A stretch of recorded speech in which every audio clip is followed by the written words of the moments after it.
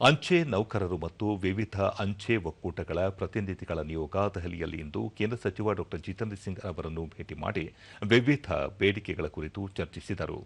ಆರ್ಥಿಕ ಉನ್ನತೀಕರಣ ಯೋಜನೆಗಳ ಅನುಷ್ಠಾನ, ಪಿಂಚಣಿ ಸಂಬಂಧಿತ ವಿಷಯಗಳು ಸೇರಿದಂತೆ ಅಂಚೆ ಇಲಾಖೆಯಲ್ಲಿನ ಸಮಸ್ಯೆಗಳು ಹಾಗೂ ಬೇಡಿಕೆಗಳ ಕುರಿತು ನಿಯೋಗ ಸಚಿವರೊಂದಿಗೆ ಮಾತುಕತೆ ನಡೆಸಿತು. ಬಳಿಕ ಡಾ ಜಿತೇಂದ್ರ ಸಿಂಗ್ ದೀರ್ಘಕಾಲದಿಂದ ಬಾಕಿ ಉಳಿದಿರುವ ಪ್ರಕರಣಗಳ ತ್ವರಿತ ಪರಿಹಾರಕ್ಕಾಗಿ ಪಿಂಚಣಿ ಅದಾಲತ್ ಮತ್ತು ಪಿಂಚಣಿ ಕುಂದುಕೊರತೆ ವೇದಿಕೆಗಳನ್ನು ಸಮರ್ಪಕವಾಗಿ ಬಳಸಿಕೊಳ್ಳಬೇಕು. ದೇಶಾದ್ಯಂತ ವಿಶೇಷವಾಗಿ ಗ್ರಾಮೀಣ ಮತ್ತು ಹಿಂದುಳಿದ ಪ್ರದೇಶಗಳಲ್ಲಿ ಅಂಚೆ ವಿತರಣಾ ಸೇವೆ ಖಾತರಿಪಡಿಸುವಲ್ಲಿ ಮತ್ತು ಸವಾಲಿನ ಸಮಯದಲ್ಲಿ ಅಗತ್ಯ ಸೇವೆಗಳನ್ನು ಉಳಿಸಿಕೊಳ್ಳುವ ನಿಟ್ಟಿನಲ್ಲಿ ಅಂಚೆ ನೌಕರರ ಕೊಡುಗೆ ಗಣನೀಯ. ಇಲಾಖಾ ನೌಕರರು ಮುಂದಿಟ್ಟಿರುವ ಬೇಡಿಕೆಗಳ ಕುರಿತು ಸೂಕ್ತ ಚರ್ಚೆ ಬಳಿಕ ನಿರ್ಧಾರ ಕೈಗೊಳ್ಳಲಾಗುವುದು ಎಂದು ತಿಳಿಸಿದರು.